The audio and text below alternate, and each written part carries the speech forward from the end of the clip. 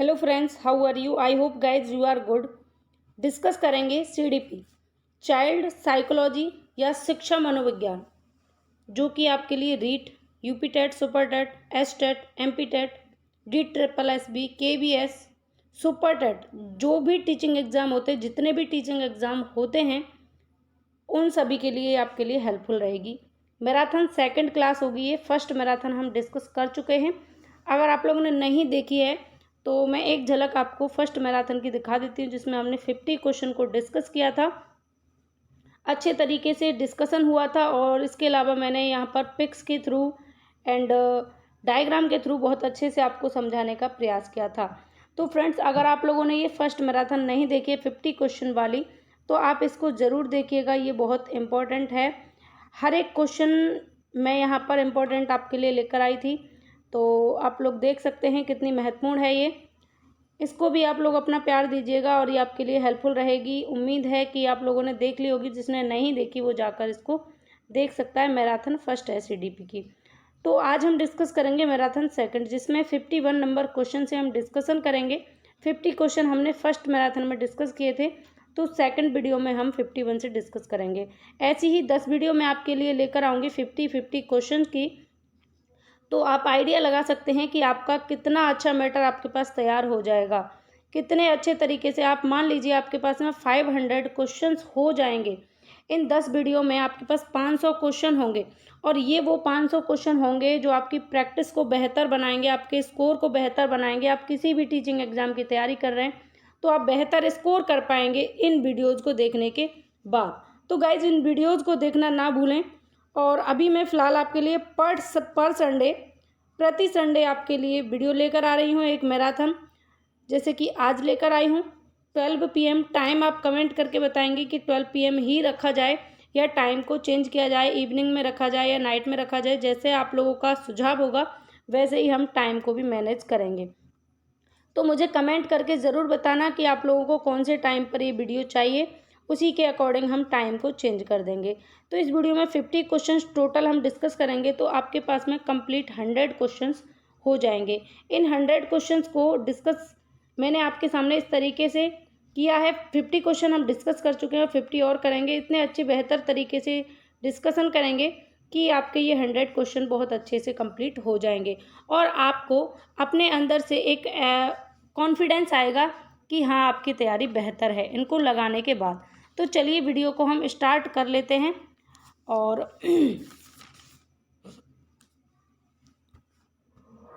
First question है आपके सामने, यानी 51 नंबर क्वेश्चन। मानसिक रूप से पिछड़े बालकों के लिए निम्न में से कौन सी व्यूह रचना कार्य करेगी? जो बच्चे मानसिक रूप से पिछड़े हुए हैं उनके लिए कौन सी व्यूह रचना कार्य करेगी? ऑप्शन है कार्यों को मूर्त रूप से समझाना, कार्यों को मूर्त रूप से समझाना, विद्यार्थियों को लक्ष्य निर्धारित करने के लिए प्रोत्साहित करना, स्व अध्ययन के अवसर प्रदान करना, सहायता के लिए बाहर से संसाधनों को प्राप्त करना। फ्रेंड्स, आपको सबसे पहले क्वेश्चन को ध्यान से पढ़ना है, फिर ऑप्शन को ध्यान से पढ़ना है, तब आपको सही आंसर तक पहुंचना है। ध्यान रखिए, सीडीपी का पेडागोजी का सबसे बड़ा फंडा ये है कि चारों ऑप्शन सही होते हैं, उनमें से जो बेस्ट होता है वो आपको चूज करना होता है। प्रैक्टिस तो आप बुक से भी कर लेंगे, लेकिन मैं यहाँ आपको ये भी बताऊंगी कि इन 4 ऑप्शन में सबसे ज़्यादा बेस्ट कौन सा है। ठीक है, तो इल्यूमिनेट करना, आपको अलग करना, सेपरेट करना आपको आना चाहिए, तब आप सही आंसर तक पहुँच पाते हैं। तो क्वेश्चन है, मानसिक रूप से जो बच्चा पिछड़ा हुआ है उसके लिए आप कैसी रणनीति बनाएंगे? तो ध्यान रखिए, विद्यार्थियों को लक्ष्य निर्धारित करने के लिए प्रोत्साहित करना, जो सेकंड ऑप्शन है आपका। आपको ध्यान रखना है, जो बच्चा पहले से पिछड़ा हुआ है मानसिक रूप से, आप उससे कहें कि लक्ष्य निर्धारित हो जाओ, लक्ष्य निर्धारित हो जाओ, और उसके लिए आप प्रोत्साहित करें। तो उस बच्चे को पहले आप एवरेज बच्चे में लाइए उसको, तब जाके आप उसे प्रोत्साहित करें। ठीक है, स्व अध्ययन के अवसर उपलब्ध कराना, ठीक है, ये बात अगर बच्चा एवरेज है, औसत बच्चा है, तो ये बात ठीक है कि उसको खुद से अध्ययन करने के लिए कहें। ठीक है, ऐसे अवसर उपलब्ध कराएं जो खुद से अध्ययन करें। लेकिन मानसिक रूप से पिछड़े बच्चे की बात हो रही है, तो ये दोनों ऑप्शन यहाँ पर गलत हो जाएंगे। ठीक है, सहायता के लिए बाहर से संसाधनों को प्राप्त करना, ये गलत है। अरे, वो पहले से मानसिक रूप से पिछड़ा हुआ है तो आप उसे बाहर से संसाधन लाने की बात कर रहे हैं, तो ये गलत हो जाएगा। ऑप्शन फर्स्ट यहाँ पर सबसे ज़्यादा बेहतर है, इन तीनों से ज़्यादा बेहतर। ये ऑप्शन भी पॉजिटिव हैं तीनों, लेकिन सबसे ज़्यादा बेहतर ऑप्शन है फर्स्ट, कार्यों को मूर्त रूप से समझाना। जो बच्चा मानसिक रूप से पिछड़ा हुआ है, मेंटली डिस्टर्ब है, तो ऐसे बच्चे के लिए आपको क्या करना है, जो चीज़ें हैं उनको दिखाकर, मूर्त रूप से चीज़ों को उसके सामने दिखा करके आपको उसे समझाना है। जैसे आप उसे किताब लिखवाना चाहते हैं तो पहले आप उसे किताब दिखाइए हाथ में कि बेटा ये किताब है, ये बुक है, इसमें बहुत सारा डेटा होता है जिसे हम पढ़ते हैं, ज्ञान अर्जित करते हैं, तो ये क्या है, किताब है, पुस्तक है। जैसे आप उसे बताना चाहते हैं कि गेंद से खेला जाता है या क्रिकेट किस खेली जाती है, तो आप उसको उसके सामने गेंद को दिखाएंगे, मूर्त रूप से चीज़ों को दिखाकर उसे समझाएंगे। ठीक है, आगे बढ़ते हैं। नृत्य, ड्रामा एवं शिल्प कला का प्रयोग किया जाता है विशिष्ट गुणों के विकास हेतु, व्यक्तित्व को ढालने के लिए, दबी एवं बर्दाश्त न की जा सकने वाली अंतर्नोद के प्रकटीकरण हेतु, इनमें से सभी। तो पहले क्वेश्चन को ध्यान से पढ़िए, फिर ऑप्शन। नृत्य, ड्रामा और शिल्पकला, इसका प्रयोग किसके लिए किया जाता है? आपको पता है कि विशिष्ट जो गुण हैं, छुपे हुए गुण हैं, उनका विकास करने के लिए। और ये नृत्य, ड्रामा और शिल्पकला, आपको पता है कि जब किसी व्यक्ति को इनके अंदर रुचि होगी, कोई रुचि प्रदर्शित करता होगा, कोई व्यक्ति व्यक्तिगत उसके अंदर इन चीज़ों के गुण होंगे, तभी तो वो इन कार्यों को करेगा। तो इनका प्रयोग व्यक्तित्व को ढालने के लिए भी किया जाता है, और बच्चे के अंदर जो दबी हुई या बर्दाश्त ना की जा सकने वाली अंतर्नोद जो चीज़ें होती हैं, उनको प्रकट करने के लिए भी इनका प्रयोग किया जाता है। तो उपरोक्त सभी यहाँ पर करेक्ट आंसर होगा। जैसे मैं आपको एक एग्जाम्पल के थ्रू समझाना चाहूँ, सुपर 30 मूवी आप सभी ने देखी होगी, अगर नहीं देखी तो देख लेना, बहुत अच्छी मूवी है, बेहतरीन है, आपके अंदर एक जोश, एक जुनून पैदा करने वाली मूवी है, जिसमें डायलॉग भी देता है ऋतिक रोशन की। लोगों ने मुझे इस तरीके से पीछे खदेड़ा कि मैं सिर्फ चलना या कूदना ही नहीं सीखा, मैंने छलांग लगाना सीखा। तो इस मूवी में ये दिखाया गया कि जो बच्चे थे, जो 30 बच्चे थे, 30 स्टूडेंट थे जिनको ऋतिक रोशन ने पढ़ाया था, आईआईटी के लिए तैयार किया था, उन बच्चों के अंदर एक डर था कि वो इंग्लिश नहीं बोल सकते। जो आईआईटी में हाई लेवल के फैमिली के बच्चे जो होंगे, उनके सामने इंग्लिश को नहीं बोल पाएंगे। तो ऋतिक रोशन ने क्या किया, उन बच्चों से नृत्य और ड्रामा करवाया था। जो सबसे बड़ी कोचिंग थी शहर की, उसी के बाहर नृत्य ड्रामा करवाया था। तो वो भी कैसा कि फुली इंग्लिश में होना चाहिए। तो इस एग्जाम्पल से आप समझ सकते हो। और फिर उन बच्चों ने उस नाटक को, इस नृत्य को बहुत अच्छे तरीके से किया। तो इस एग्जाम्पल से आप ये समझ सकते हैं कि जो हमारे अंदर दबा हुआ कोई डर होता है, एक सेकंड,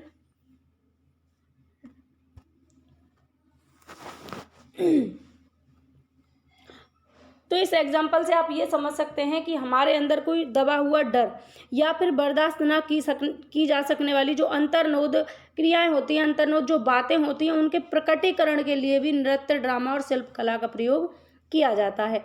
जिन लोगों ने मूवी देखी है उनको बहुत अच्छे से ये समझ में आया होगा, जिन्होंने नहीं देखी है वो देख सकते हैं। या आप ये देख सकते हैं कि आपके अंदर कोई चीज़ है, कोई ऐसी चीज़ है जिसको आप बर्दाश्त नहीं कर सकते, या कोई दबी हुई प्रतिभा है, उसको बाहर निकालने के लिए भी नृत्य, ड्रामा और शिल्पकला का प्रयोग किया जाता है। जैसे छोटे छोटे बच्चों से हम नाटक, ड्रामा करवाते हैं, तो उनके अंदर क्या होता है, बोलने की स्किल, कौशल जागृत होते हैं, यानी जो दबी हुई प्रतिभाएं होती हैं वो बाहर निकल के आती हैं नृत्य, ड्रामा और शिल्पकला के माध्यम से। ठीक है। वर्तनी, वाचन एवं गणना में कठिनाई, सामान्य बुद्धि एवं अच्छी अनुकूलनात्मक योग्यता विशेषता है। ऑप्शन है धीमी गति से सीखने वालों की, सामान्य गति से सीखने वालों की, मानसिक रूप से पिछड़े बालक की, अधिगम निर्योग्य बालकों की। तो क्वेश्चन को ध्यान से पढ़िए। वर्तनी, क्या क्वेश्चन क्या कह रहा है, वर्तनी, वाचन और गणना में कठिनाई, यानी कि बच्चे को बोलने में, पढ़ने में और काउंट करने में, गिनने में, गणना करने में कठिनाई हो रही है। तो सामान्य बुद्धि एवं अच्छी अनुकूलनात्मक योग्यता विशेषता है। तो कैसी योग्यता विशेषता है, आपको पता है इस तरीके की कठिनाई अधिगम निर्योग्यता होती है, यानी अधिगम निर्योग्य जो बालक हैं उनकी ये विशेषता होती है कि उन्हें वर्तनी में, वाचन में, गणना में कठिनाई होती है। या इसको एक शब्द में अगर हम जानें तो इसको क्या कहते हैं, डिसलेक्सिया भी कहते हैं। अधिगम निर्योग्यता को डिसलेक्सिया भी कहते हैं। डिसलेक्सिया में अधिगम निर्योग्यता होती है, यानी बच्चों को अधिगम करने में कठिनाई होती है। ठीक है, आगे बढ़ेंगे। फा एवं बा फा एवं वा, मा एवं ना अक्षरों की ध्वनियों में अंतर ना कर पाना अधिगम की समस्या संबंधित है। ऑप्शन फर्स्ट है अवधान केंद्रण, स्मृति की, प्रत्यक्षीकरण की, इनमें से सभी।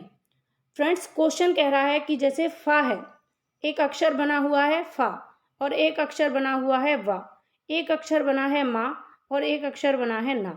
तो ना और मा में इसकी ध्वनि में अंतर ना कर पाना, फा और बा इसकी ध्वनि में अंतर ना कर पाना।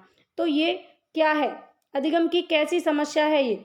इसका करेक्ट आंसर होगा प्रत्यक्षीकरण की। जब बच्चा ध्वनियों के प्रत्यक्षीकरण में अंतर नहीं कर पाता तो ये क्या हो जाता है, उस पर मिस्टेक हो जाती है। जैसे हमने बोला, क्या बोला, संबंध, क्या बोला हमने, मान लीजिए संबंध बोला, या कोई अदर एग्जाम्पल लेते हैं, जैसे हमने बोला सम्मान, ठीक है, हमने क्या बोला सम्मान।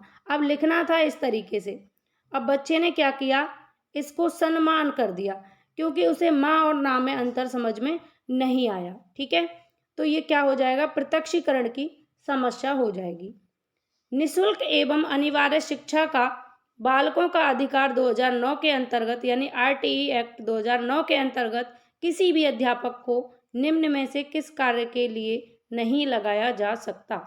फर्स्ट ऑप्शन है 10 वर्ष पश्चात होने वाली गणना में, आपदा राहत कार्य में, चुनाव संबंधी कार्य में, पल्स पोलियो कार्यक्रम में। आरटी एक्ट 2009 के अनुसार, आरटी एक्ट 2009 के अनुसार किसी भी अध्यापक को पल्स पोलियो कार्यक्रम में नहीं लगाया जा सकता, जबकि 10 वर्ष के बाद जो गणना होती है, जनगणना जो होती है 10 वर्ष के पश्चात, उसमें अध्यापकों को लगाया जा सकता है, आपदा राहत कार्यों में लगाया जा सकता है, चुनाव संबंधी कार्यों में भी शिक्षकों को, अध्यापकों को लगाया जा सकता है, जबकि पल्स पोलियो कार्यक्रम में अध्यापकों को नहीं लगाया जाता। क्रियात्मक अनुसंधान मौलिक अनुसंधान से भिन्न है क्योंकि अध्यापकों, शैक्षिक प्रबंधन एवं प्रशासन द्वारा किया जाता है, शोधकर्ताओं द्वारा किया जाता है जिनका विद्यालय से कोई संबंध नहीं होता, यह प्रमाणीकृत उपकरणों पर जोर देता है, और लास्ट ऑप्शन है यह न्यायादर्श पर आधारित होता है। जो क्रियात्मक अनुसंधान है, क्रियात्मक अनुसंधान मौलिक अनुसंधान से भिन्न होता है क्यों, ये बताना है आपको। तो इसका करेक्ट आंसर होगा ऑप्शन फर्स्ट, अध्यापकों, शैक्षिक प्रबंधन एवं प्रशासन द्वारा किया जाता है। क्या किया जाता है, क्रियात्मक अनुसंधान, ठीक है। ये किसके द्वारा किया जाता है, अध्यापकों, शैक्षिक प्रबंधन एवं प्रशासन के द्वारा किया जाता है, ठीक है। इसलिए ये मौलिक अनुसंधान से भिन्न होता है। आगे बढ़ेंगे।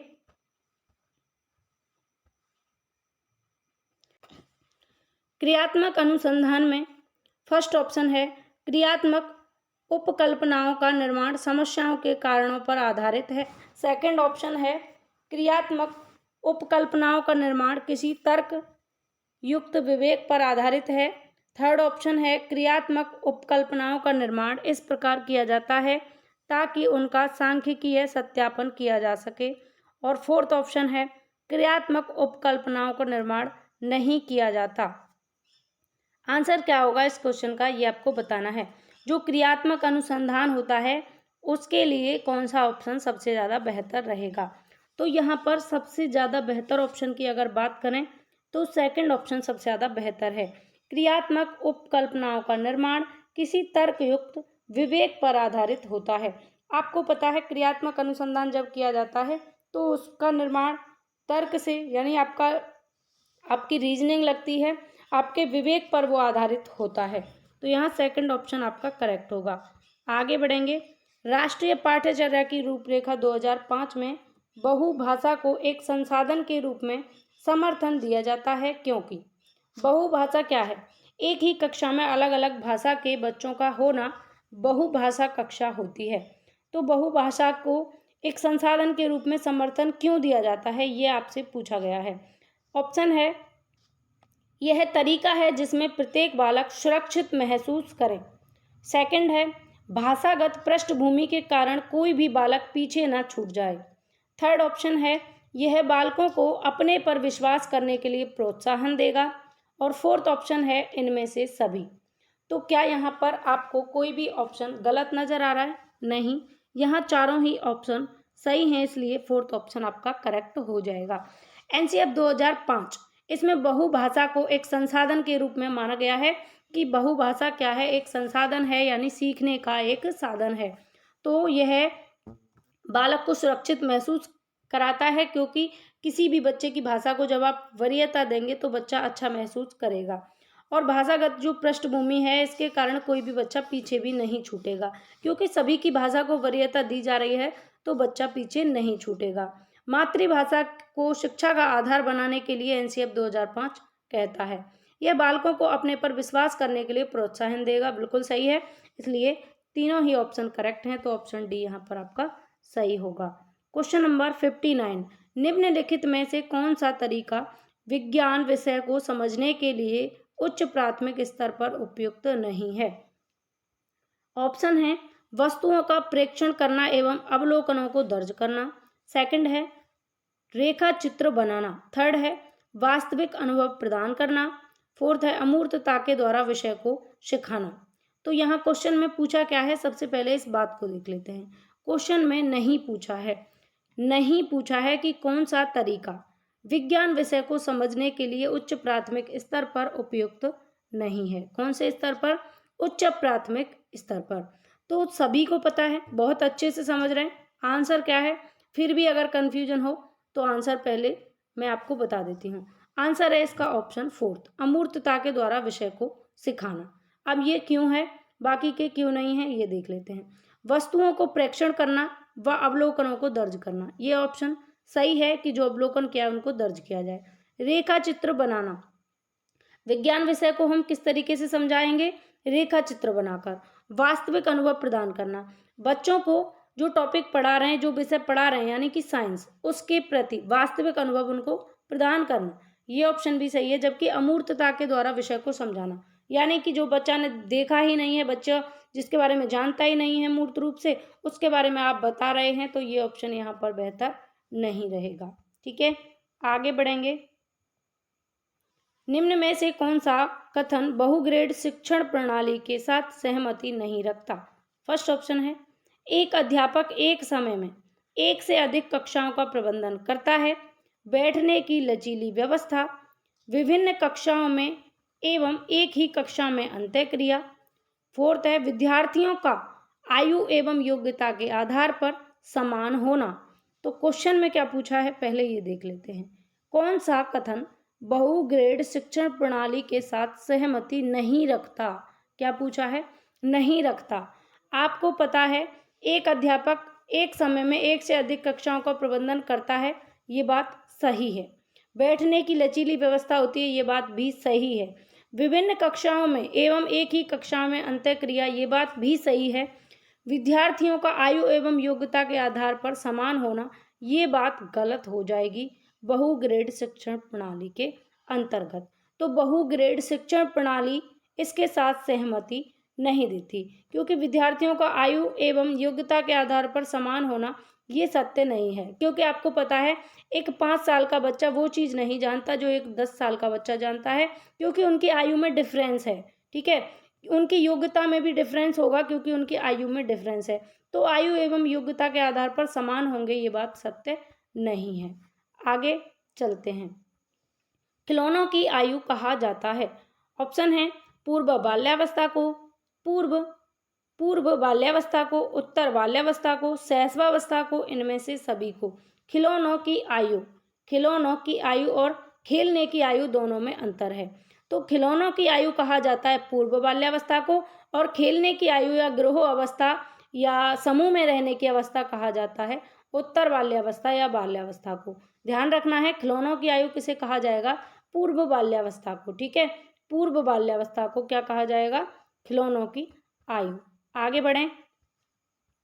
निम्न में से कौन सी पूर्व बाल्यावस्था की विशेषता नहीं है? ऑप्शन है समूह में रहने की अवस्था, सेकंड ऑप्शन है अनुकरण करने की अवस्था, थर्ड ऑप्शन है प्रश्न करने की अवस्था, फोर्थ ऑप्शन है खेलने की अवस्था। फ्रेंड्स, अगर आपको ये वीडियो पसंद आ रही है तो वीडियो को एक बार अपने दोस्तों के साथ में शेयर ज़रूर करें। शेयर कर दें वीडियो को। मैंने आपके लिए इतनी मेहनत करके ये पीपीटी बनाया, रेडी किया, उसके बाद आपको वीडियो प्रोवाइड किया, तो आपको इतना तो बनता ही है। आपसे और कुछ हमारी कोई डिमांड नहीं है। वीडियो को एक लाइक करें, अच्छा सा प्यारा सा लाइक कर दें, और अपने दोस्तों के साथ में इसको शेयर कर दें। और चैनल अगर आप पहली बार देख रहे हैं, फर्स्ट टाइम आए हैं चैनल पर और आपको मेरा वर्क पसंद आ रहा है, चीज़ें समझ में आ रही हैं, तो चैनल को सब्सक्राइब कर लें। आप सभी का बहुत अच्छा सहयोग है, बहुत अच्छा सपोर्ट है, जिसके लिए मैं आपको थैंक्स बोलती हूँ बहुत हार्ट से। तो आप लोग सब्सक्राइब कर लें चैनल को अगर आपको पसंद है और अपने दोस्तों के साथ में शेयर भी कर दें। चलिए फिर क्वेश्चन पे आ जाते हैं। निम्न में से कौन सी पूर्व बाल्यावस्था की विशेषता नहीं है? ऑप्शन है समूह में रहने की अवस्था, अनुकरण करने की अवस्था, प्रश्न करने की अवस्था, खेलने की अवस्था। तो पूर्व बाल्यावस्था की विशेषता कौन सी नहीं है, ये पूछा है। तो आपको सबसे पहले ये देखना है कि क्वेश्चन में नहीं तो नहीं पूछा। अगर नहीं पूछा है तो क्वेश्चन आपसे नेगेटिव पूछा है, तो सबसे पहले जो हैं उनको अलग कर लेते हैं। आपको पता है खेलने की अवस्था होती है, प्रश्न करने की अवस्था होती है, जब खिलौनों की अवस्था है तो खेलने की अवस्था भी कहेंगे, ठीक है, अनुकरण करने की अवस्था भी होती है, लेकिन समूह में रहने की अवस्था ये नहीं होती। समूह में रहने की अवस्था कौन सी होती है? उत्तर बाल्यावस्था। कौन सी अवस्था? उत्तर बाल्यावस्था। समूह या ग्रोह में रहने की अवस्था कौन सी होती है? उत्तर बाल्यावस्था, ठीक है। तो यहाँ पर यही आपका करेक्ट हो जाएगा, क्योंकि ये तीनों होते हैं इसलिए ये तीनों गलत हो जाएंगे और पहला ऑप्शन हमारा करेक्ट हो जाएगा क्योंकि नहीं पूछा है। आगे बढ़ते हैं। उत्तर बाल्यावस्था में बालक भौतिक वस्तुओं के किस आवश्यक तत्व में परिवर्तन समझने लगते हैं? फर्स्ट ऑप्शन है द्रव्यमान, सेकंड है द्रव्यमान और संख्या, थर्ड है संख्या और फोर्थ है द्रव्यमान, संख्या एवं क्षेत्र। तो करेक्ट आंसर क्या होगा? उत्तर बाल्यावस्था में बालक भौतिक वस्तुओं के किस तत्व में परिवर्तन समझने लगता है? तो इसका करेक्ट आंसर हो जाएगा ऑप्शन डी, द्रव्यमान में, संख्या में और क्षेत्र में। इन तीनों में ही बालक अंतर समझने लगता है, परिवर्तन को समझने लगता है कि कोई वस्तु अगर हमें बड़ी दिखाई दे रही है, अगर उसमें क्वांटिटी 20 मिलीलीटर है और कोई लंबी है लेकिन उसमें ज़्यादा भरा हुआ है, यानी उसका जो द्रव्यमान है वो दिखने में ज़्यादा है बट क्वांटिटी समान है, संख्या बराबर है, तो इनमें कोई अंतर नहीं है। क्या कैसे परिवर्तन है? क्योंकि इसका शेप साइज बड़ा है, ये शेप साइज में लंबा है। तो इन चीज़ों में बच्चा अंतर करने लगता है उत्तर बाल्यावस्था में, ठीक है। नेक्स्ट है विकास का अर्थ है। विकास का अर्थ है, ऑप्शन है परिवर्तनों की उत्तरोत्तर श्रृंखला, अभिप्रेरणा के फलस्वरूप होने वाले परिवर्तनों के उत्तरोत्तर श्रृंखला, अभिप्रेरणा एवं अनुभव के फलस्वरूप होने वाले परिवर्तनों की उत्तरोत्तर श्रृंखला, परिपक्वता एवं अनुभव के फलस्वरूप होने वाले परिवर्तनों के उत्तरोत्तर श्रृंखला। तो फ्रेंड्स यहाँ पर विकास के संदर्भ में आपसे पूछा है व्हाट इज डेवलपमेंट। डेवलपमेंट का अर्थ क्या है, इसका मीन्स क्या है, डेवलपमेंट का मीन्स क्या है? आप सभी को पता है डेवलपमेंट क्या है? अभिप्रेरणा एवं अनुभव के फलस्वरूप होने वाले परिवर्तनों की उत्तरोत्तर श्रृंखला, ठीक है। अभिप्रेरणा और अनुभव दोनों के फलस्वरूप होने वाले परिवर्तनों की उत्तरोत्तर श्रृंखला को हम विकास कहते हैं। तो यहाँ पर थर्ड ऑप्शन करेक्ट होगा। नेक्स्ट है विकास के संदर्भ में निम्न में से कौन सा कथन सत्य नहीं है? विकास के संदर्भ में एक से दो तीन नंबर का भी क्वेश्चन पूछ लिया जाता है विकास से। आपको पता है कि एक ही टॉपिक से दो तीन नंबर का आपसे पूछ लिया जाता है और डेवलपमेंट, अधिगम, ये ऐसे टॉपिक हैं जिनसे हर बार क्वेश्चन पूछा जाता है, हर एग्जाम में क्वेश्चन पूछा जाता है और 2 से 3 नंबर का पूछ लिया जाता है। ये बड़े बड़े टॉपिक हैं तो आपको इनको ध्यान से पढ़ना है। विकास के संदर्भ में निम्न में से कौन सा कथन सत्य नहीं है? ऑप्शन फर्स्ट है विकास की प्रत्येक अवस्था के अपने खतरे हैं, विकास उकसाने से नहीं होता, विकास सांस्कृतिक परिवर्तनों से प्रभावित होता है, विकास की प्रत्येक अवस्था की अपनी विशेषता होती है। तो यहाँ क्वेश्चन में पूछा है नहीं है, विकास के संदर्भ में कौन सा कथन सत्य नहीं है, ये आपसे पूछा है। आपको पता है विकास की प्रत्येक अवस्था में खतरे होते हैं अपने अलग अलग, तो ये गलत हो जाएगा क्योंकि आपसे नहीं पूछा है। विकास सांस्कृतिक परिवर्तनों से प्रभावित होता है, सही है, इसलिए गलत हो जाएगा। विकास की प्रत्येक अवस्था की अपनी विशेषता होती है, ये सही है, इसलिए गलत हो जाएगा क्योंकि गलत ही पूछा है। विकास उकसाने से नहीं होता, ये बात गलत है और इसीलिए ये सही है। विकास उकसाने से या बढ़ाने से होता है। जब आप किसी बच्चे को विकास के लिए उकसाएंगे, उसको आगे बढ़ाएंगे, उसको अवसर देंगे, प्रेरित करेंगे, तो विकास अपनी तीव्र गति से होगा। इसलिए ये ऑप्शन यहाँ पर आपका करेक्ट होता है, क्योंकि आपसे यही पूछा है कि विकास के संदर्भ में कौन सा कथन सत्य नहीं है। ये तीनों सत्य हैं, इसलिए ये तीनों गलत हो जाएंगे, और ऑप्शन सेकंड असत्य है, इसलिए ये सही हो जाएगा। ठीक है। निम्न में से कौन सा विकासात्मक कार्य उत्तर बाल्यावस्था के उपयुक्त नहीं है? ऑप्शन है सामान्य खेलों के लिए आवश्यक शारीरिक कुशलता सीखना, पुरुषोचित या स्त्रियोचित सामाजिक भूमिका को प्राप्त करना, वैयक्तिक आत्मनिर्भरता प्राप्त करना, अपने हम उम्र बालक के साथ रहना सीखना। आंसर करें इस क्वेश्चन का क्या होगा। और गाइस पेन कॉपी लेकर ही बैठा करें, इससे आपका ही फायदा होता है। जब आप पेन कॉपी लेकर बैठते हैं तो आप प्रत्येक क्वेश्चन के लिए आंसर करते जाते हैं कि आप देखेंगे कि जो 50 क्वेश्चन हम डिस्कस करेंगे उसमें से आपके कितने सही हुए। आउट ऑफ 50 आपने कितने सही कर लिए, ये आप तभी अंदाज़ा लगा पाएंगे जब आपके पास पेन कॉपी होंगे। तो विकासात्मक कार्य उत्तर बाल्यावस्था के उपयुक्त नहीं है, इनमें से कौन सा नहीं है ये आपसे पूछा है। नहीं पूछा, ये भी ध्यान रखना। सामान्य खेलों के लिए आवश्यक शारीरिक कुशलता सीखना, ये गलत हो जाएगा क्योंकि सही है। वैयक्तिक आत्मनिर्भरता प्राप्त करना, ये गलत हो जाएगा क्योंकि सही है। अपने हमउम्र बालकों के साथ रहना सीखना, ये गलत हो जाएगा क्योंकि सही है। तो यहाँ पर सेकंड ऑप्शन आपका करेक्ट होगा, पुरुषोचित या स्त्रियोचित सामाजिक भूमिका को प्राप्त करना। आगे बढ़ते हैं, अगला क्वेश्चन है आपके सामने। सामान्य परिपक्वन से पहले प्रशिक्षित प्राप्त करना प्राय। ऑप्शन फर्स्ट है सामान्य कौशलों के निष्पादन के संदर्भ में बहुत लाभकारी होता है। सेकंड ऑप्शन है कुल मिलाकर हानिकारक होता है। थर्ड है दीर्घकालिक दृष्टि से लाभकारी होता है। फोर्थ है लाभकारी हो या हानिकारक, इस पर निर्भर करता है कि प्रशिक्षण में किस प्रकार की विधि का प्रयोग किया गया है। तो इस क्वेश्चन का क्या होगा करेक्ट आंसर, ये आप बताएंगे। सामान्य परिपक्वन से पहले प्रशिक्षण प्राप्त करना या प्रशिक्षित प्राप्त करना प्राय क्या है।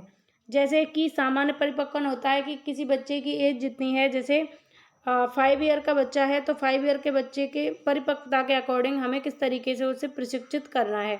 अगर हम ज़्यादा प्रशिक्षण दे रहे हैं, उसे टाइम से पहले ही प्रशिक्षण दे रहे हैं, तो इसका क्या जो है क्या परिणाम हो सकता है, ये आपसे पूछा है।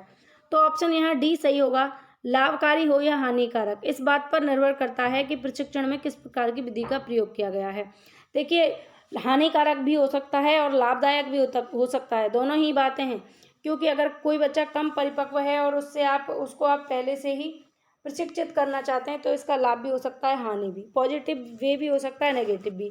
बट सबसे ज़्यादा इस बात पर डिपेंड करता है कि आपने मेथड कौन सा यूज़ किया, कौन सी विधि का प्रयोग किया, किस विधि से आपने उसको प्रशिक्षण दिया, इस बात पर पूरा फोकस रहता है। ठीक है, तो आगे बढ़ते हैं। आई होप कि आपको समझ में आया होगा। जैसे मैंने एग्जाम्पल भी दिया, जैसे मान लीजिए फर्स्ट क्लास का बच्चा है और आप फर्स्ट क्लास के बच्चे को बोल रहे हैं कि डिवाइड करो, भाग करो, तो वो बच्चा भाग करने में मुझे नहीं लगता कि अच्छी रुचि दिखा पाएगा या वो उसे कर पाएगा, क्योंकि फर्स्ट क्लास का बच्चा है, जो उसकी परिपक्वता के अकॉर्डिंग वो कर सकता है, वो उसे आपको करवाना चाहिए। अगर आप टाइम से पहले ही उसे प्रशिक्षित कर रहे हैं तो इस बात पर निर्भर करती है सारी प्रक्रिया कि आपने कौन सी विधि का प्रयोग किया।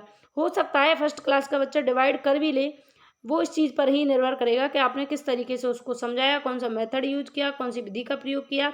वो हानिकारक भी हो सकता है और लाभदायक भी हो सकता है, दोनों ही बातें हैं। ठीक है, आगे है नेक्स्ट अगला क्वेश्चन।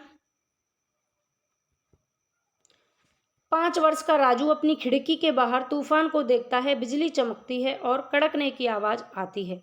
कोई 5 साल का बच्चा है जिसका नाम है राजू, वो अपने खिड़की के बाहर देखता है कि तूफान आ रहा है, बिजली चमक रही है, कड़क रही है, आवाज़ आ रही है। राजू शोर को सुनकर चलता है, बार बार यह घटना होती है। शोर को सुनता है, वो चलता है और बार बार उसके सामने यही घटना होती है कि बिजली कड़कती है, फिर कड़कने की आवाज़ आती है।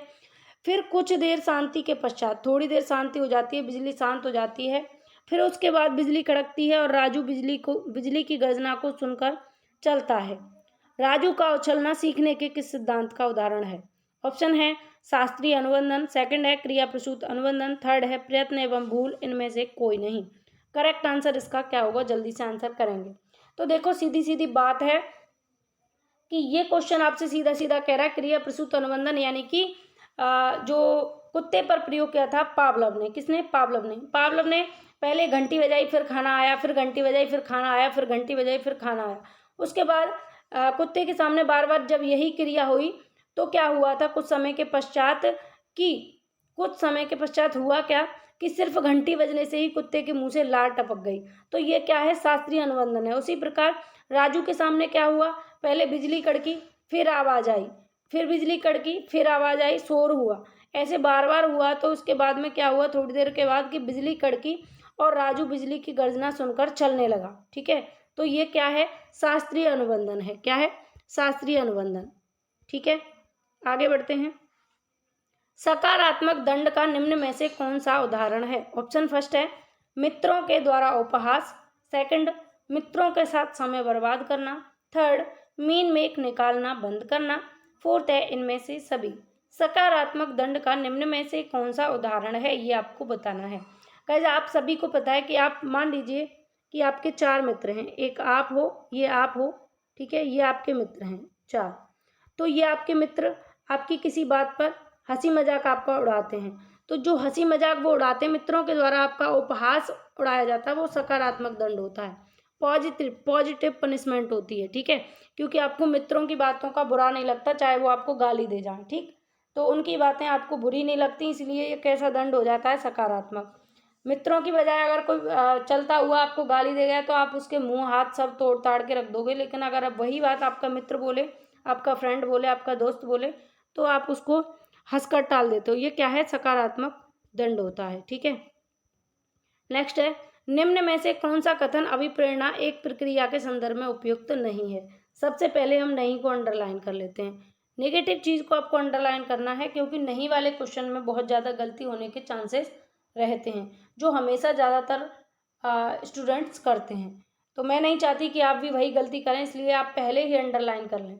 और ये चीज़ आपको एग्जाम में भी फॉलो करनी है कि क्वेश्चन को पढ़ते ही पहले ये देखना है कि क्वेश्चन में नेगेटिव पूछा है या पॉजिटिव पूछा है। नेगेटिव पूछा है तो नेगेटिव चीज़ को आपको अंडरलाइन जरूर करना है, जिससे कि आपके गलती होने के चांसेस बिल्कुल खत्म हो जाएं।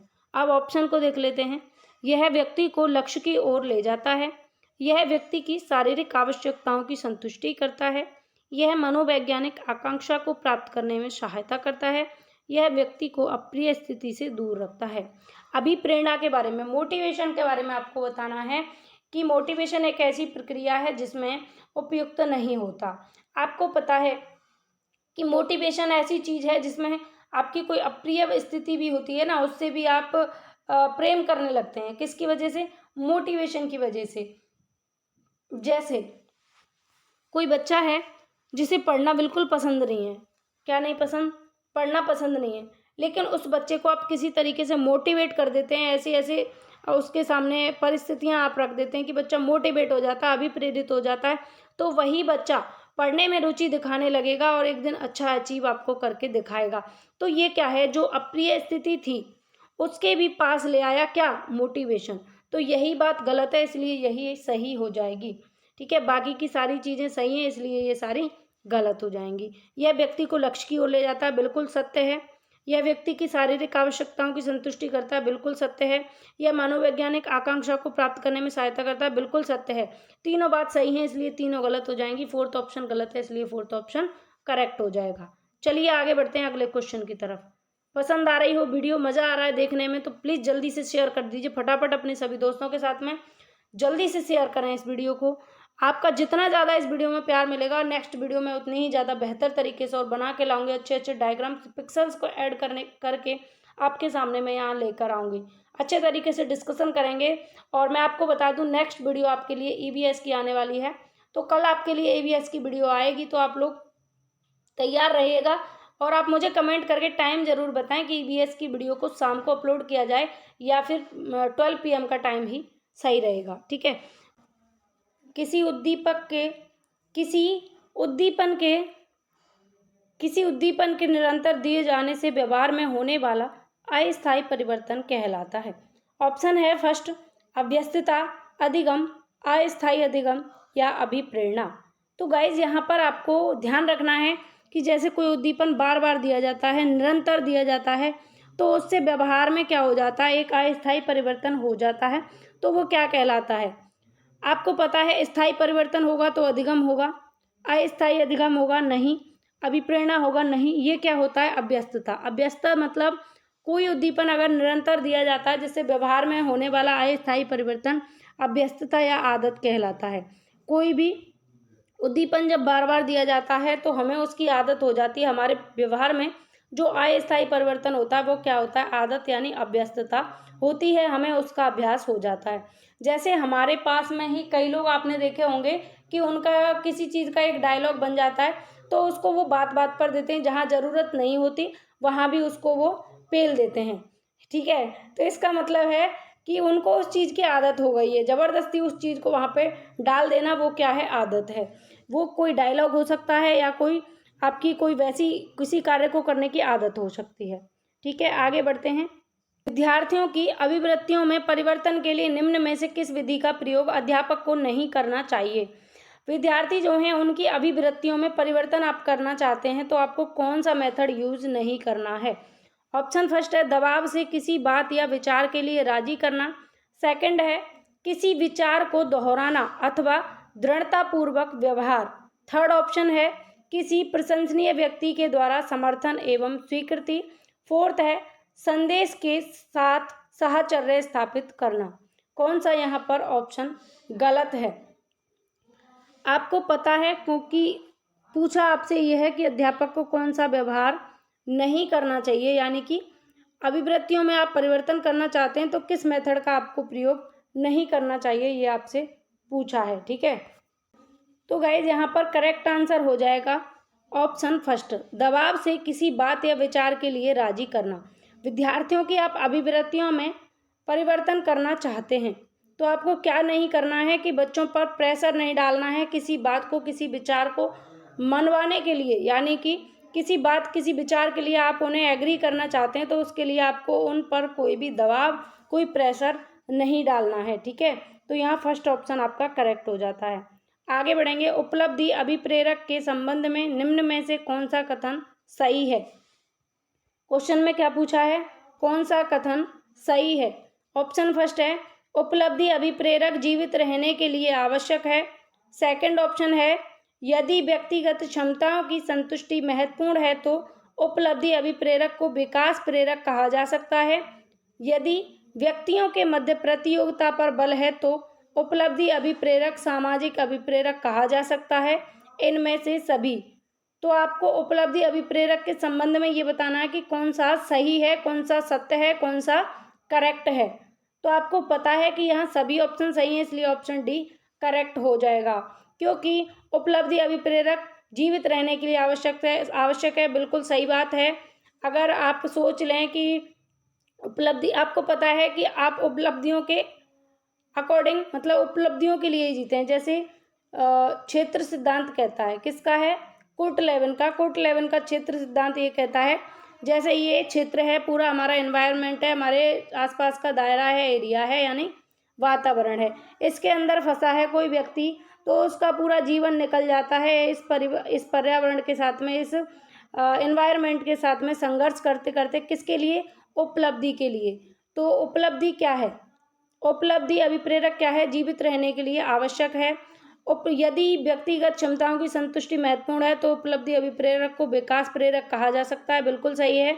यदि व्यक्तियों के मध्य प्रतियोगिता पर बल है कि कंपटीशन पर बल दिया जा रहा है लोगों के बीच में, तो उपलब्धि अभिप्रेरक एक सामाजिक अभिप्रेरक भी हो सकता है। इसलिए यहाँ पर सभी ऑप्शन आपके करेक्ट हो जाते हैं। नेक्स्ट है 6 से 10 वर्ष की अवस्था में बालक रुचि लेना प्रारंभ करते हैं। ऑप्शन फर्स्ट है धर्म में, सेकंड है मानव शरीर में, थर्ड है यौन संबंधों में और फोर्थ है विद्यालय में। 6 से 10 वर्ष की अवस्था में बालक रुचि लेना प्रारंभ करते हैं। यहाँ पर करेक्ट आंसर कौन सा होगा? 6 से 10 वर्ष। तो 6 से 10 वर्ष की अवस्था में आप सभी को पता है कि 6 ईयर के जब बच्चे हो जाते हैं तब गवर्नमेंट स्कूल यानी प्राइमरी स्कूल में एडमिशन लिया जाता है। तो 6 से 10 वर्ष की अवस्था में बच्चा विद्यालय में रुचि लेना प्रारंभ कर देते हैं। तो यहाँ पर ऑप्शन डी आपका करेक्ट हो जाता है। नेक्स्ट है कौन सिद्धांत व्यक्त करता है कि मानव मस्तिष्क एक बर्फ की बड़ी चट्टान के समान है जो अधिकांशतः छिपी रहती है, इसमें चेतन मन के 3 स्तर हैं। तो एक बर्फ की बड़ी चट्टान किसने माना है? मानव मस्तिष्क को।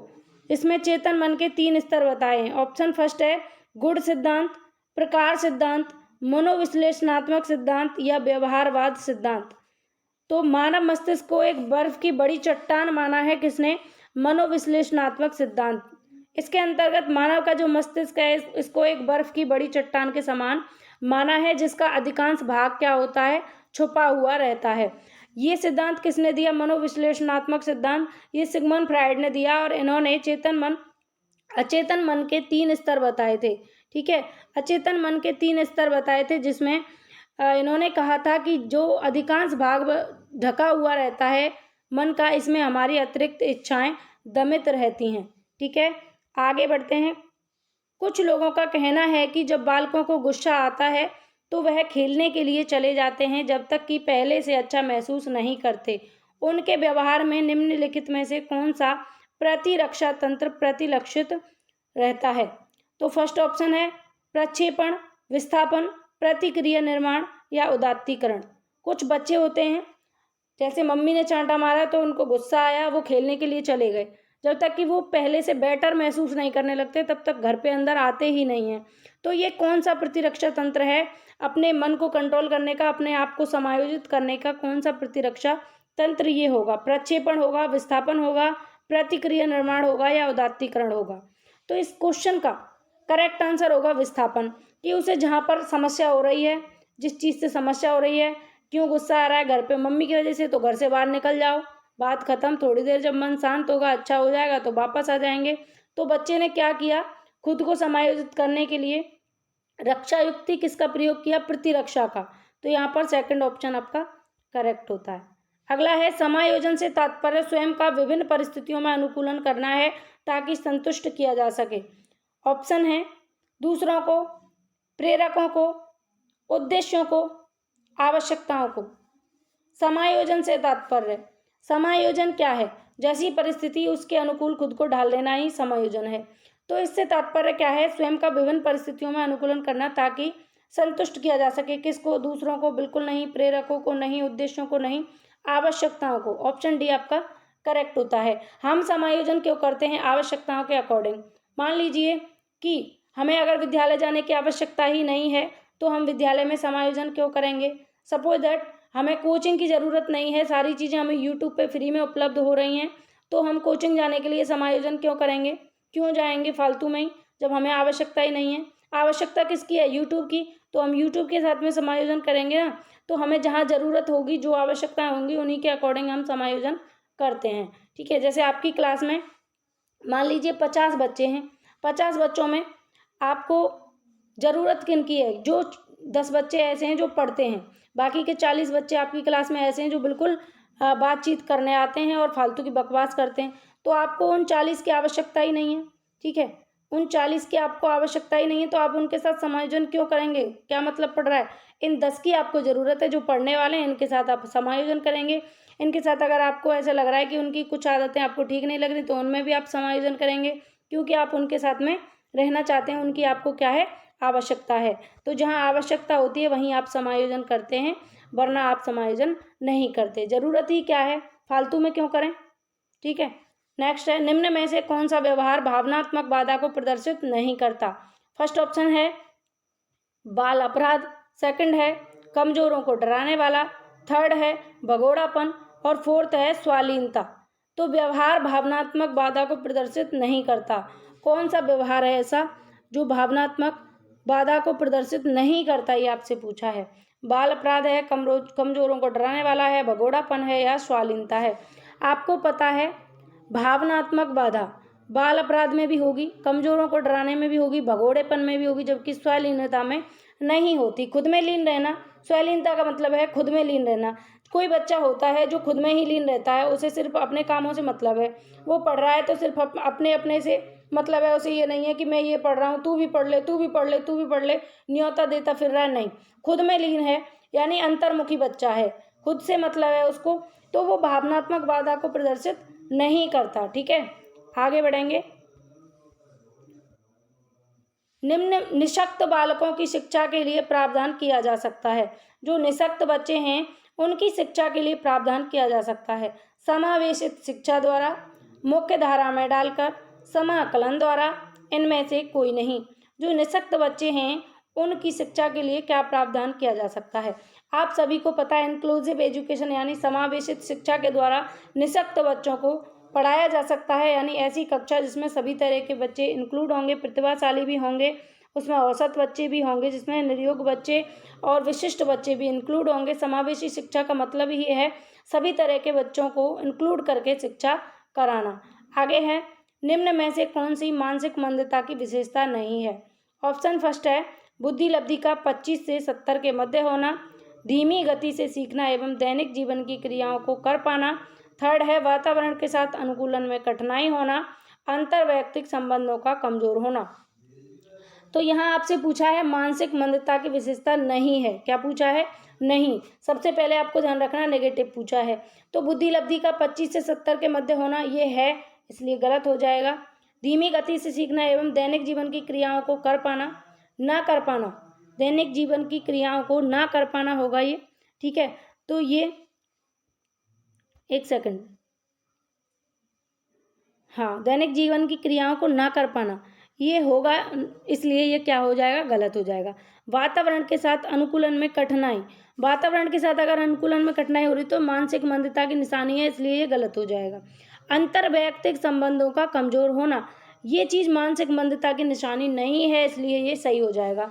आप जानते हैं कि अंतर्वैयक्तिक संबंधों का कमजोर होना मतलब क्या है इसका?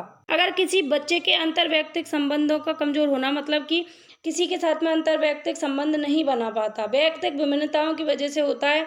ये कमजोर होना किसी की अंतर्वैयक्तिक यानी हो सकता है उसको अवसर ना मिले हों या उसका फैमिली बैकग्राउंड ऐसा हो कि वो दूसरों के साथ में अच्छे से अपने संबंध नहीं बना पाता है।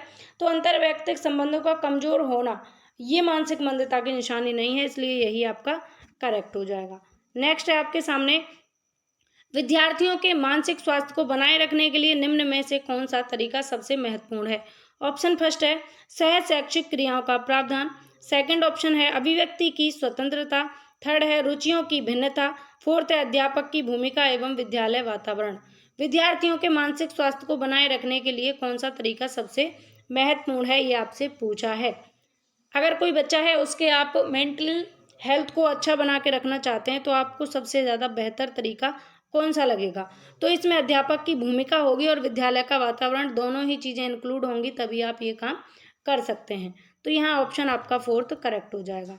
नेक्स्ट क्वेश्चन है, कमजोर वर्ग के बालक से तात्पर्य है। ऑप्शन है आपके सामने, ऐसे अभिभावकों के बालक जिनकी वार्षिक आय कम है, या ऐसे अभिभावकों के बालक जो वंचित वर्ग में आते हैं, या ऐसे अभिभावकों के बालक से जो गरीबी रेखा से नीचे की सीमा में आते हैं, या ऐसे अभिभावकों के बालक से जो सरकार द्वारा निर्धारित न्यूनतम सीमा की वार्षिक आय की सीमा से नीचे के वर्ग में आते हैं। कमजोर वर्ग के बालक कौन से होते हैं? तो यहाँ करेक्ट आंसर हो जाएगा ऑप्शन डी, ऐसे अभिभावकों के बालक जो सरकार द्वारा निर्धारित न्यूनतम सीमा की वार्षिक आय की सीमा से नीचे के वर्ग में आते हैं। जो सरकार ने निर्धारित की है कमजोर वर्ग के लिए, उससे भी न्यूनतम सीमा में आते हैं, उससे भी नीचे की सीमा में आते हैं, वो हैं कमजोर वर्ग के बालक।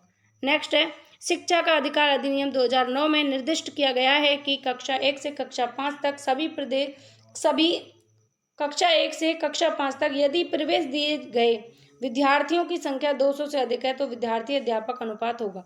मतलब कि आरटी एक्ट 2009 इस बात को कहता है कि कक्षा 1 से कक्षा 5 तक कक्षा के अंदर अगर 200 से अधिक विद्यार्थी हैं तो विद्यार्थी शिक्षक का अनुपात क्या होगा? तो आपको ध्यान रखना है, इसका अनुपात हो जाएगा 40। तो ऑप्शन यहाँ पर सेकंड आपका करेक्ट होगा। अगर 200 से अधिक विद्यार्थी हैं स्कूल में, टोटल स्कूल में प्रवेश दिए गए विद्यार्थियों की संख्या कितनी है? 200, ठीक है। तो विद्यार्थी और शिक्षक का अनुपात कितना हो जाएगा? 40 विद्यार्थी, ठीक है। क्या होगा? 40 विद्यार्थी पर एक शिक्षक, ध्यान रखना है 40 विद्यार्थी पर एक शिक्षक। कुछ ज़्यादा ही हो रहा है, बट जो भी आरटीई एक्ट 2009 के अकॉर्डिंग है वो यही है। क्रियात्मक अनुसंधान के संबंध में निम्न में से कौन सा कथन सही नहीं है? ऑप्शन फर्स्ट है, यह अध्यापकों एवं शिक्षा व्यवसाय से जुड़े लोगों के द्वारा किया जाता है। यह किसी विशिष्ट समस्या के समाधान के लिए किया जाता है। व्यापक स्तर पर निर्णय लेने के लिए सूचना संकलन का कार्य इसमें किया जाता है, या स्थानीय स्तर पर रोजमर्रा की समस्याओं के समाधान के लिए क्रियात्मक अनुसंधान किया जाता है। तो इसके लिए कौन सा यहाँ पर सही होगा, जो कि आपसे सही नहीं पूछा है। क्रियात्मक अनुसंधान के संदर्भ में कौन सा सही नहीं है ये पूछा है। तो आपको ध्यान है, यह अध्यापकों एवं शिक्षा संबंधी जो व्यवसाय है उससे जुड़े लोगों के द्वारा किया जाता है, यह विशिष्ट समस्या समाधान के लिए किया जाता है, यह व्यापक स्तर पर निर्णय लेने के लिए सूचना संकलन का कार्य इसमें किया जाता है। ये बात यहाँ गलत होगी, व्यापक स्तर पर निर्णय लेने के लिए सूचना संकलन का कार्य इसमें किया जाता है। ठीक है, तो यहाँ पर ऑप्शन थर्ड आपका गलत हो जाएगा। ठीक है, तो फ्रेंड्स आपको ये वीडियो पसंद आ रही है तो आगे भी शेयर करते रहें, जिससे मुझे मोटिवेशन मिलता रहेगा और मैं आपके लिए और ज़्यादा बेहतर करने का प्रयास करूँगी। मोटिवेट करते रहें, क्योंकि दूसरों को खुशी देने से आपको भी खुशियाँ मिलती हैं। तो ज़्यादा से ज़्यादा मित्रों के साथ में शेयर करते रहें, जिससे कि हमें मोटिवेशन मिलता रहे। आपसे बस एक ही रिक्वेस्ट रहती है कि शेयर करें वीडियो को ज़्यादा से ज़्यादा, और चैनल फर्स्ट टाइम विजिट करें तो सब्सक्राइब कर लें। बाकी आपके लिए खूब मेहनत हम करते हैं ताकि आपका स्कोर बेहतर रहे। क्वेश्चन है, निम्न में से कौन सा कथन शिक्षण के बारे में सत्य नहीं है। शिक्षण में सुधार किया जा सकता है, शिक्षण औपचारिक एवं अनौपचारिक है, शिक्षण विज्ञान के साथ साथ कला भी है, शिक्षण अनुवेशन है। कौन सा कथन यहाँ पर सत्य नहीं है, ये आपसे पूछा है। आपको पता है शिक्षण में सुधार किया जा सकता है, सही है। शिक्षण औपचारिक एवं अनौपचारिक होता है, सही है। शिक्षण विज्ञान और कला दोनों हैं, सही है। इसलिए ये तीनों ही गलत हो जाएंगे। और शिक्षण अनुवेशन है, ये गलत है, इसलिए ये सही हो जाएगा। आगे है, राष्ट्रीय पाठ्यचर्या रूपरेखा 2005 में गुणवत्ता आयाम शीर्षक के अंतर्गत अधिक महत्व दिया जाता है। ऑप्शन है फर्स्ट, भौतिक संसाधनों को, शिक्षित एवं अभिप्रेरित अध्यापकों को, बालकों के लिए ज्ञान के संदर्भ में संरक्षित अनुभवों को, बालकों के लिए संरक्षित अनुभव एवं पाठ्यक्रम सुधार को। तो इस क्वेश्चन का आंसर कीजिए।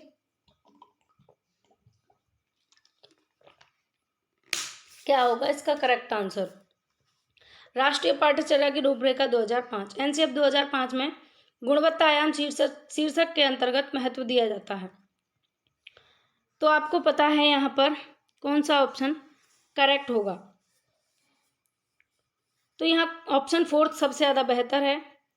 बालकों के लिए संरक्षित अनुभव एवं पाठ्यक्रम सुधार को यहाँ सबसे ज़्यादा महत्व दिया जाता है। आगे है नेक्स्ट, राष्ट्रीय पाठ्यचर्या रूपरेखा 2005 में निम्न में से किस परीक्षा संबंधी सुधारों को सुझाया गया है। एनसीएफ 2005 वेरी इंपॉर्टेंट है, और आरटीई एक्ट 2009, इनको लिख लीजिए।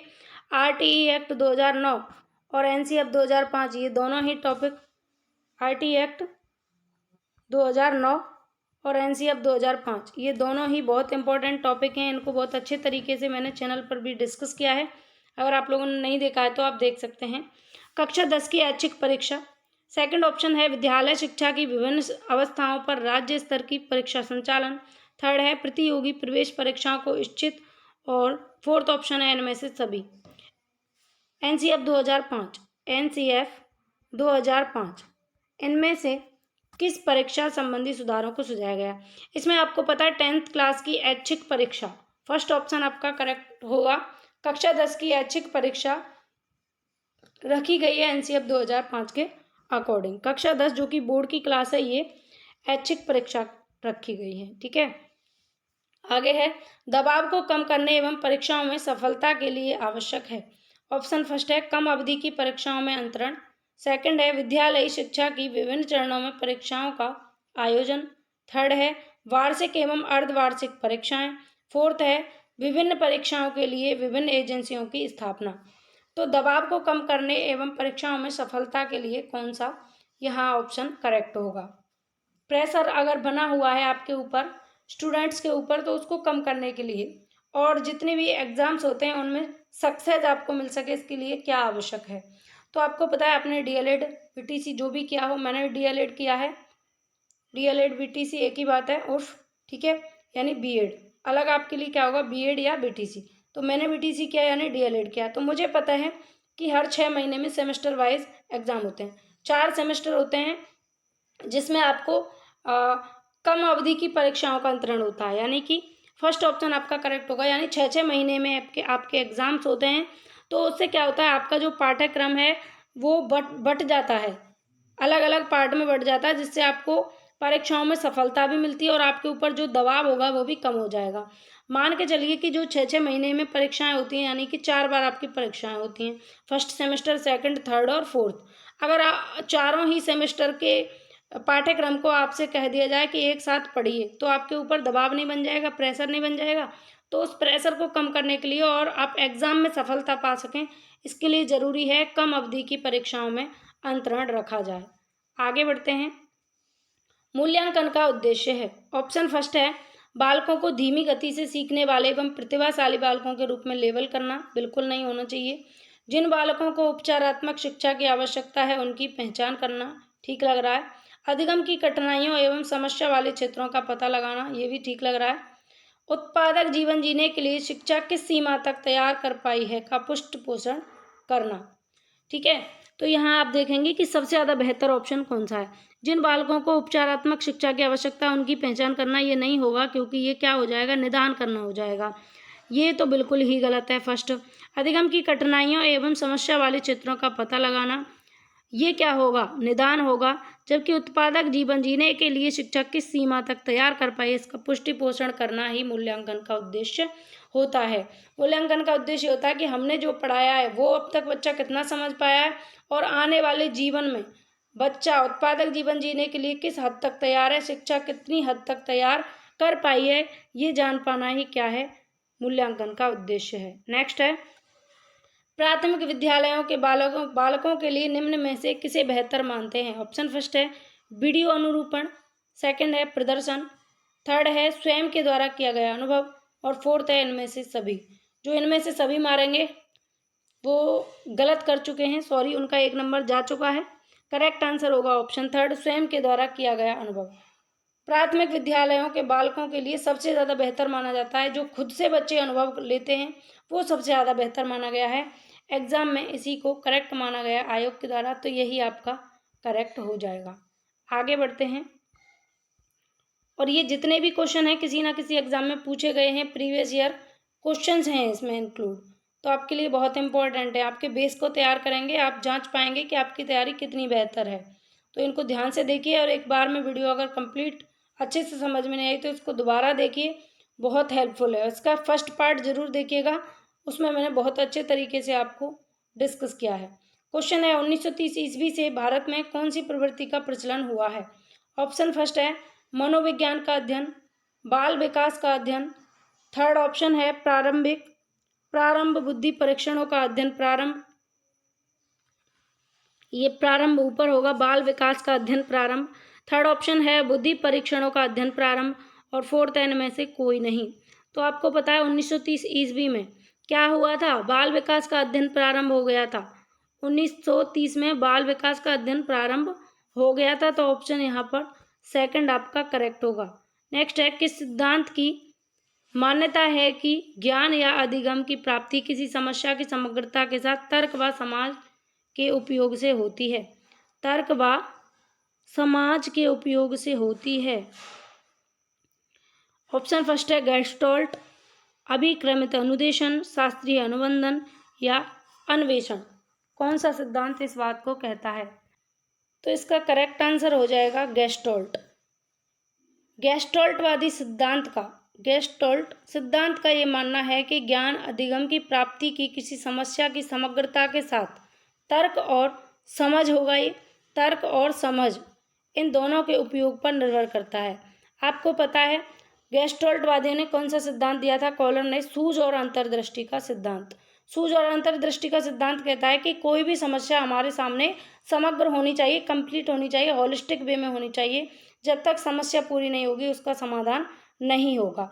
और वो समाधान भी किस चीज़ पर निर्भर करेगा, तर्क और समझ दोनों होनी चाहिए, तभी उस समस्या का समाधान होगा। ठीक है, तो गेस्टोल्ट सिद्धांत इस बात को मानता है कि समस्या पूरी हो और उसमें भी तर्क और समझ काम करेगी। ठीक, आगे है।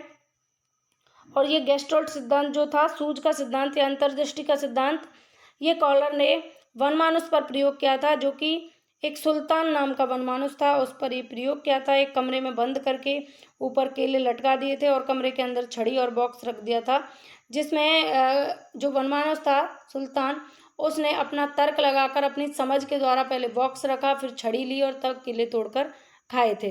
तो इसमें समझ तर्क दोनों चीज़ जरूरी हैं, उसके साथ में समस्या भी होलिस्टिक वे में होनी चाहिए। क्वेश्चन नंबर 93, व्यक्तिगत मापन की परिस्थिति परीक्षण विधि के जनक माने जाते हैं। ऑप्शन फर्स्ट है अल्फ्रेड बिने, हरमन रोडसा, लियोपोल्ड विलक या हॉर्टसॉन एवं में। तो यहाँ पर करेक्ट आंसर हो जाएगा ऑप्शन फोर्थ, हॉर्टसॉन एवं में व्यक्तिगत मापन की परिस्थिति परीक्षण विधि के जनक माने जाते हैं। आगे बढ़ते हैं। अगला क्वेश्चन है, विकास का अर्थ परिपक्वात्मकता परिवर्तनों से जो जीवधारी के जीवन में समय के साथ घटित होता है, उपर्युक्त परिभाषा किसके द्वारा दी गई है? विकास का अर्थ क्या है? जो परिपक्व होने के साथ साथ जो परिवर्तन है उसमें जीवधारी के जीवन में समय के साथ जो घटित होता है, उपर्युक्त परिभाषा किसके द्वारा दी गई है? ये बात किसने कही है? हैरिस ने, लाबारवा ने, गैसल ने या हरलॉक ने? तो करेक्ट आंसर होगा यहाँ पर ऑप्शन सेकंड, लाबारवा। लाबारवा इस बात को कहते हैं कि विकास का अर्थ है जो परिपक्व हो रहा बच्चा, उसके साथ में जो परिवर्तन हो रहे हैं वो जीवधारी के जीवन में समय के साथ घटित होते हैं। ये परिभाषा विकास की किसने दी है? लाबारवा ने। आगे है नेक्स्ट अगला क्वेश्चन, कॉलसनिक ने विकास की मध्य बाल्यावस्था बताई है। ऑप्शन फर्स्ट है 4 से 9 वर्ष, 5 से 9 वर्ष, 7 से 9 वर्ष या 8 से 10 वर्ष। तो अलग अलग मनोवैज्ञानिकों के द्वारा मध्य बाल्यावस्था अलग अलग बताई गई है। तो यहाँ आपसे पूछिए कॉलसनिक के अकॉर्डिंग, कॉलसनिक ने मध्य बाल्यावस्था 7 से 9 वर्ष बताई है। ऑप्शन सी आपका यहाँ पर करेक्ट हो जाता है। आगे है 96, बाल्यावस्था को छद्म परिपक्वता काल मानने वाले विद्वान हैं। ऑप्शन फर्स्ट है रॉस, सेकंड है हॉल, थर्ड है क्रो एवं क्रो और फोर्थ है सिम्पसन। बाल्यावस्था को छद्म परिपक्वता काल या मिथ्या परिपाक काल किसने माना है? तो बाल्यावस्था को मिथ्या परिपाक काल माना है रॉस ने। तो ऑप्शन फर्स्ट आपका करेक्ट हो जाएगा, रॉस। बच्चा मिथ्या परिपक्व समझता है खुद को कब? बाल्यावस्था में। ये बात किसने कही? रॉस ने कही। 97, नवीन कौशलों एवं क्षमताओं के विकास की दृष्टि से स्वर्णिम काल माने जाने वाली अवस्था है। ऑप्शन फर्स्ट है शैशवावस्था, सेकंड है बाल्यावस्था, थर्ड है किशोरावस्था और फोर्थ है उपरोक्त सभी। नवीन कौशल एवं नवीन क्षमताओं के विकास की दृष्टि से स्वर्णिम क्या काल माने जाने वाली अवस्था। इसका करेक्ट आंसर होगा ऑप्शन सेकंड, बाल्यावस्था। यहाँ पर बाल्यावस्था इसका करेक्ट आंसर हो जाएगा। नेक्स्ट है, बाल अंतर्बोध परीक्षण में चित्रों की संख्या होती है 10, 20, 30 या 40। बाल अंतर्बोध परीक्षण, इसमें चित्रों की संख्या की अगर बात की जाए तो ऑप्शन फर्स्ट करेक्ट होगा 10। बाल अंतर्बोध परीक्षण में चित्रों की संख्या 10 मानी जाती है। तो आगे बढ़ते हैं। नेक्स्ट क्वेश्चन है, बालकों में सृजनशीलता का विकास विद्यालय शिक्षा का अहम उद्देश्य होना चाहिए। ऑप्शन फर्स्ट है इससे बालकों का बौद्धिक संबलीकरण होता है, सेकंड है इससे क्षमता संवर्धन होता है, थर्ड है इससे अधिगम संवर्धन होता है और फोर्थ है उपरोक्त सभी। बालकों में सृजनशीलता का विकास विद्यालय शिक्षा का अहम उद्देश्य होना चाहिए। तो इससे क्या होगा? बालकों का बौद्धिक संबलीकरण भी होगा, क्षमता संवर्धन भी होगा, अधिगम संवर्धन भी होगा। तो यहाँ पर करेक्ट ऑप्शन क्या हो जाएगा? उपरोक्त सभी। ऑप्शन यहाँ पर डी आपका करेक्ट होगा। नेक्स्ट एंड लास्ट क्वेश्चन है आज की इस वीडियो का, जीवन का अनोखा काल किस अवस्था को माना जाता है? ऑप्शन फर्स्ट है गर्भावस्था, शैशवावस्था और थर्ड ऑप्शन है बाल्यावस्था और फोर्थ है किशोरावस्था। जीवन का अनोखा काल किस अवस्था को माना जाता है? करेक्ट आंसर हो जाएगा इस क्वेश्चन का बाल्यावस्था। जीवन का अनोखा काल बाल्यावस्था को माना जाता है। तो यहाँ थर्ड ऑप्शन आपका करेक्ट होता है। तो फ्रेंड्स इस वीडियो में हमने 50 क्वेश्चन को इस वीडियो में हमने डिस्कस किया, यानी कि 50 क्वेश्चन हमारे फर्स्ट वीडियो में थे और 50 इस वीडियो में। तो टोटल 100 क्वेश्चन आपके हो गए। तो 100 क्वेश्चन को करने के बाद आपके अंदर एक कॉन्फिडेंस आया होगा कि हाँ हमारी तैयारी कितनी बेहतर है। तो अगर आपको ये वीडियो पसंद आई हो, प्रयास अच्छा लगा हो, तो वीडियो को अपने दोस्तों के साथ में शेयर करें और वीडियो को लाइक कर दें। और चैनल को फर्स्ट टाइम देख रहे हैं तो सब्सक्राइब करके नोटिफिकेशन आइकन को भी ऑल पर क्लिक करके रखें, जिससे आने वाली सभी वीडियोज़ की नोटिफिकेशन आपको मिलती रहे। और आप हमें फेसबुक, इंस्टाग्राम, टेलीग्राम और ट्विटर पर भी फॉलो कर सकते हैं। इंस्टाग्राम पर भी हम 1K से ज़्यादा हो चुके हैं, 1K प्लस हैं, तो वहाँ पर भी आप हमें फॉलो कर सकते हैं। वहाँ आपके लिए डेली नई इन्फॉर्मेशन और नोट्स आपको प्रोवाइड कराए जाते हैं, थॉट भी आपको दिए जाते हैं बेहतर, जिससे आपको मोटिवेशन मिलता रहे। तो चलिए मिलते हैं नेक्स्ट वीडियो में। इस वीडियो को ज़्यादा से ज़्यादा प्यार दीजिएगा, अपने दोस्तों के साथ में शेयर कीजिएगा। जिससे कि और लोग भी चैनल से जुड़ सकें और हमारा परिवार बहुत बड़ा हो सके। आप लोगों का सपोर्ट रहेगा तो एक दिन ये परिवार बहुत बड़ा होगा। तो चलिए मिलते हैं अगली वीडियो में, तब तक के लिए बाय बाय, टेक केयर, अपना ख्याल रखें, ध्यान से रहें, सुरक्षित रहें।